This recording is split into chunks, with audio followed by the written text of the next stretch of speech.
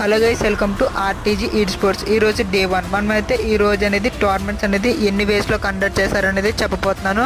మనకైతే టోర్నమెంట్స్ అనేది 2 వేస్లో కండక్ట్ చేస్తారు. కాకపోతే మాత్రం అందులో 1 వే మాత్రం ఇంకా మనకైతే రాలేదు. వై? బికాస్ మన ఇండియా ఫ్రీ ఫైర్ అనేది ఇంకా లాంచ్ చేయలేదు కాబట్టి అందుకనే మనకి పోస్ట్ దాంట్లో ఇంకా అయితే ఓపెన్ అవ్వలేదు. పోస్ట్ వే మాత్రం అఫీషియల్ ఈడ్ స్పోర్ట్స్ మనకైతే టోర్నమెంట్స్ అయితే కండక్ట్ చేస్తూ ఉంటుంది.